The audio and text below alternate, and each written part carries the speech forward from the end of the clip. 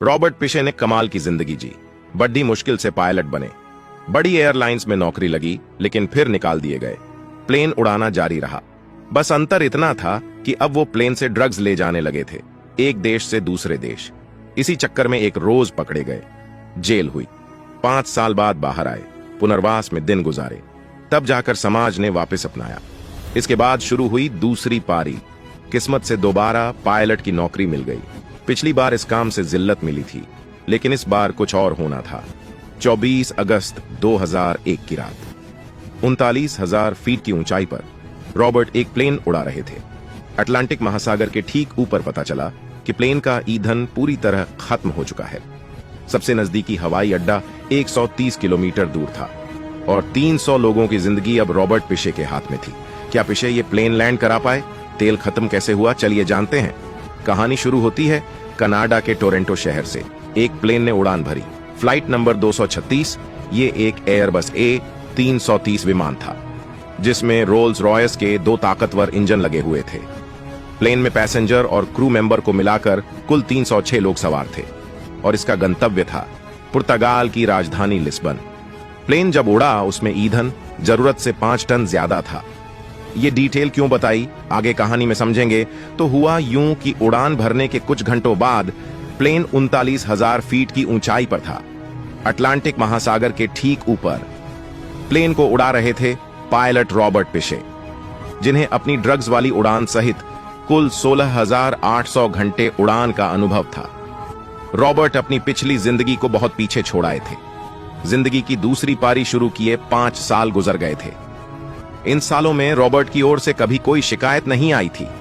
Plane के first officer का नाम था डर्क डिएगर, जो अब तक 4800 घंटे की उड़ान भर चुके थे।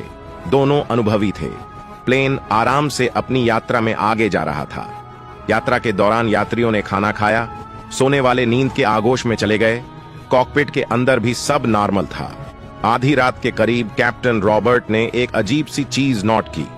उन्होंने देखा कि इंजन नंबर 2 में ऑयल प्रेशर हाई और ऑयल टेम्परेचर लो दिखा रहा है। ऐसा होना नहीं चाहिए था। प्लेन के सारे उपकरण सही काम कर रहे थे। उन्हें जब इसका कारण समझ नहीं आया, उन्होंने फर्स्ट ऑफिसर को इस बारे में बताया।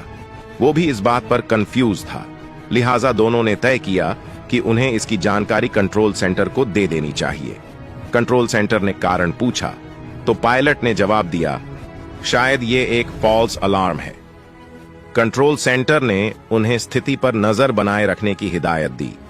प्लेन अपनी रफ्तार से आगे बढ़ता रहा। कुछ देर बाद एक और अजीब चीज हुई। प्लेन की स्क्रीन पर एक मैसेज दिखाई दिया जो बता रहा था कि फ्यूल इम्बैलेंस है, यानी बाईं और दाईं ओर के टैंकों में बराबर तेल नहीं है। ईंधन का इम्बैलेंस अपने आप में कोई खतरा नहीं, लेकिन अगर दोनों इंजन बराबर काम कर रहे हों तो ऐसा होना नहीं चाहिए। कैप्टन को अब भी समझ नहीं आया कि इस सब का कारण क्या है।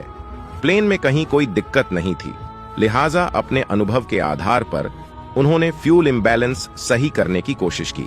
इसके लिए उन्होंने दोनों टैंक्स को आपस में जोड़ दिया कि बाएं टैंक से दाएं टैंक में फ्यूल ट्रांसफर हो और एक बैलेंस बन जाए। ये एक भयानक गलती थी, जिसका एहसास पायलट को बहुत देर में हुआ। असलियत ये थी कि आधी रात के बाद प्लेन के दाएं टैंक से फ्यूल लीक करने लगा था, जिसके कारण दाएं टैंक में तापमान और प्रेशर में बदलाव होने लगा। शुरुआत में प्लेन के पिछले हिस्से में मौजूद एक रिजर्व टैंक से दाएं टैंक में फ्यूल की आपूर्ति होती रही, लेकिन फिर वो भी खाली हो गया।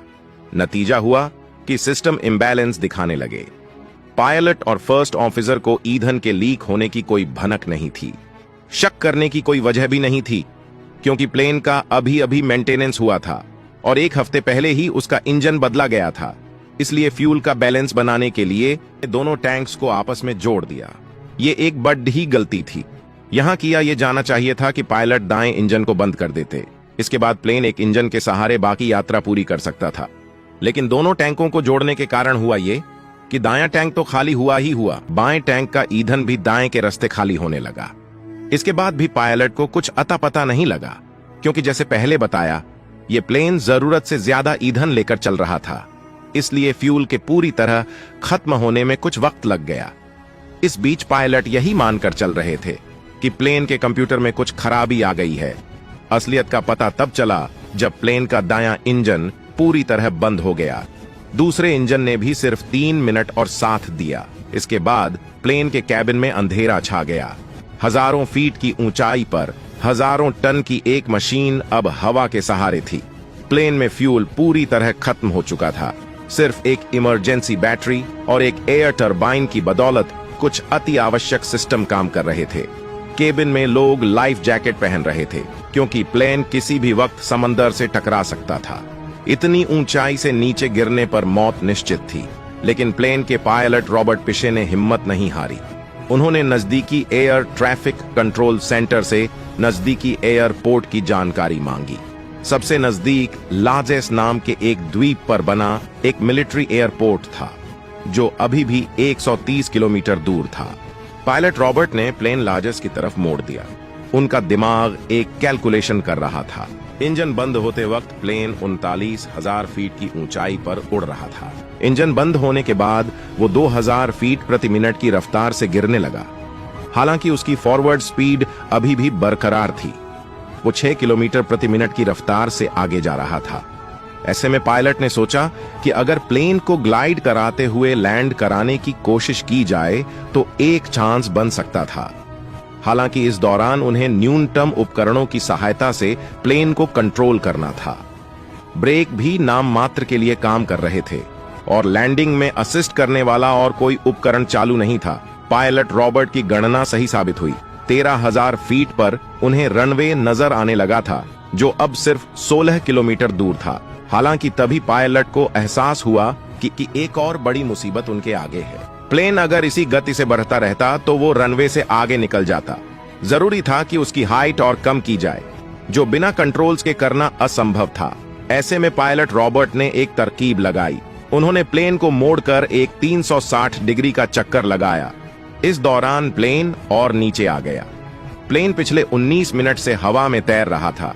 अब बारी थी उसे लैंड कराने की। पायलट को पता था कि उनके पास सिर्फ एक मौका है।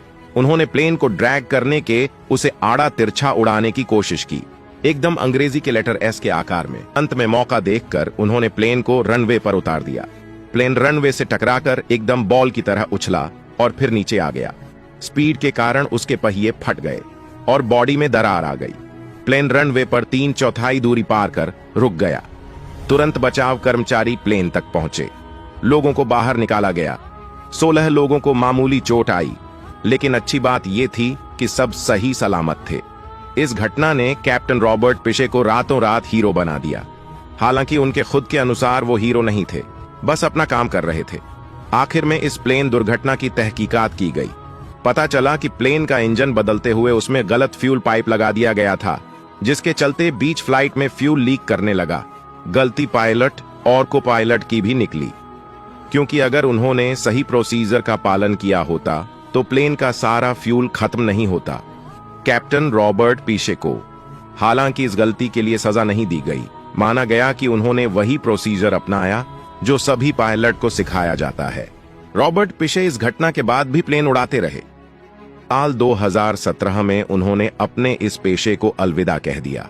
2023 की बात करें तो रॉबर्ट पिशे एक परोपकारी संस्था चलाते हैं, जिसका उद्देश्य नशे के आदी लोगों की मदद करना है।